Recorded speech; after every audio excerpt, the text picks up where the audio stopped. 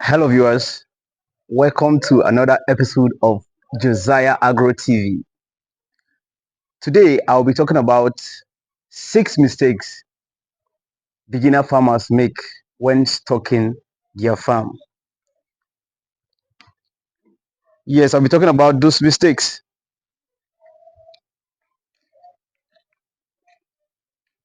So, number one of that mistake is stocking your farm with kids. Like for goats, you're stocking your farm with kids, or you're stocking with a calf, or you're stocking with a lamb. Most people, they always want to buy animal at a very cheaper rate and sell it at a very higher rate. Now, if you're buying an animal, make sure that you buy an animal that have already been weaned from the mother.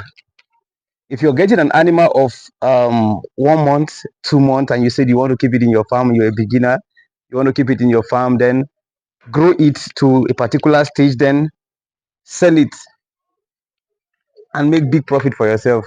Sometimes it doesn't work that way.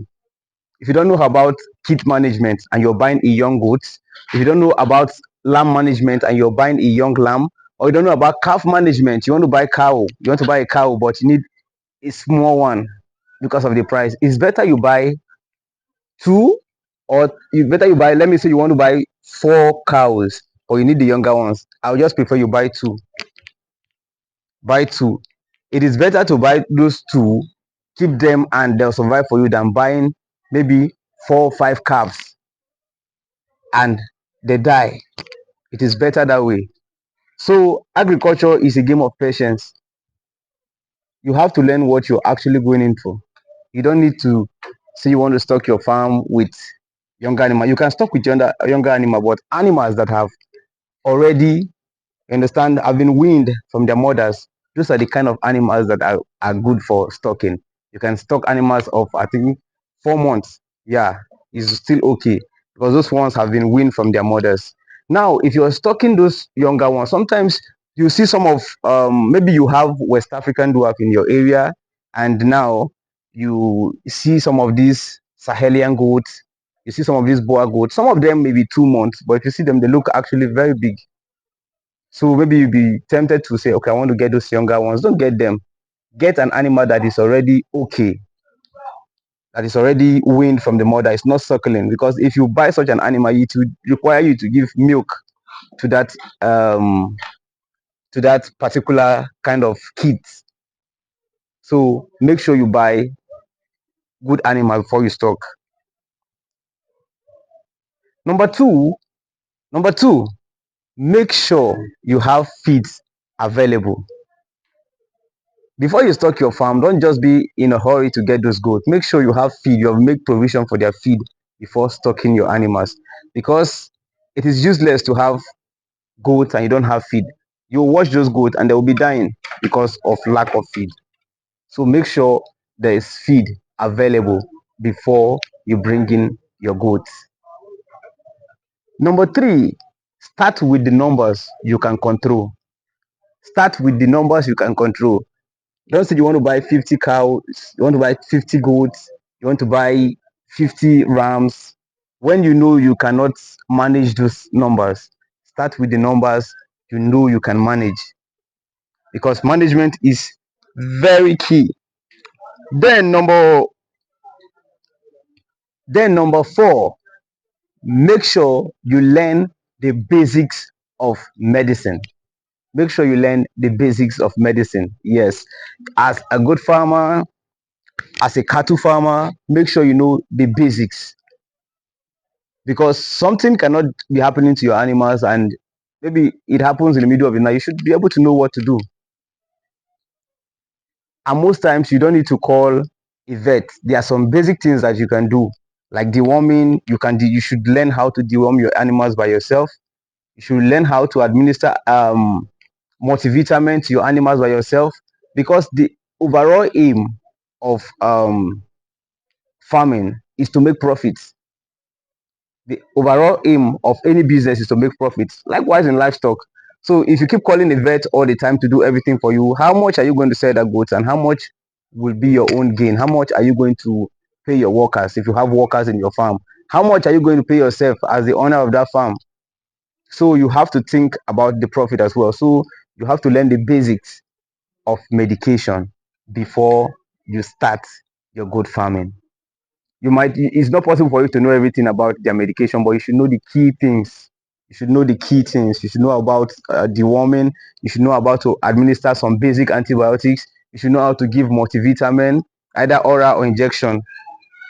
You should learn some of those things before stocking your farm.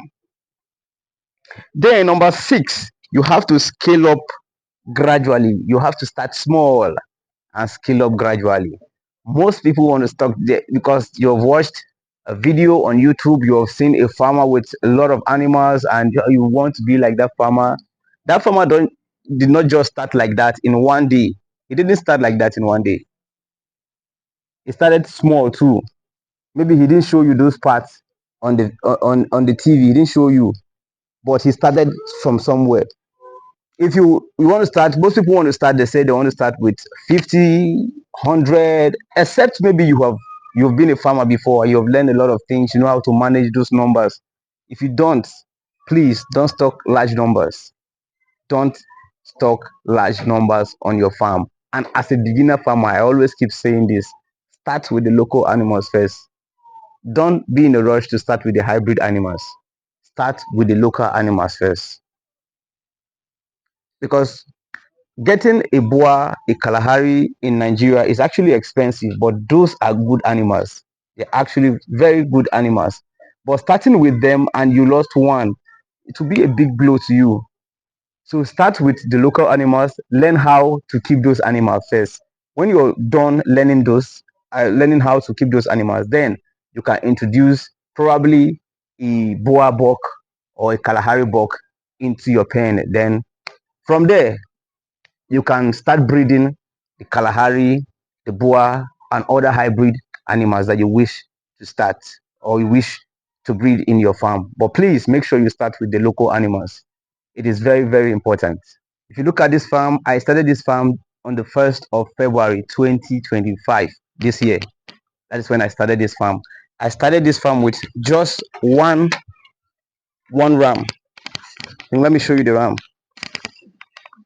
I started with just one ram. Yes. Yeah. I started with just one ram.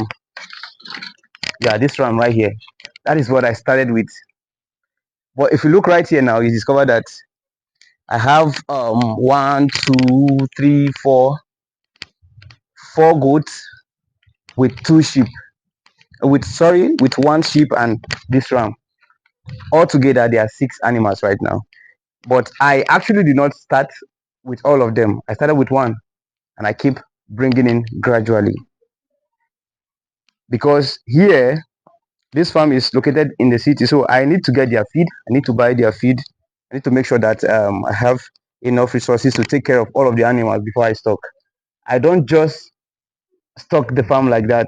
You don't need to stock your farm like that. If you don't have feed, if you don't know how to manage these animals, they definitely will die. So make sure you start small, scale up gradually. And if you haven't started your farm, you have been procrastinating, you have been thinking, I want to start, and yet you haven't started. I started this farm this year, so you can join me in this journey for this very farm. Join me as we keep stalking, we keep improving in the farm. You can see the first time I started this place, there was no exercising yard, but right now I have an exercising yard. I have demarcated this place. I have an exercising yard right now where the animals can move freely. They can move freely. So join me as I stalk. I keep doing videos. You also keep stalking, and let's see where our farms are going to be in December. Let's see how many animals we're going to have and the improvement we're going to have in this farm.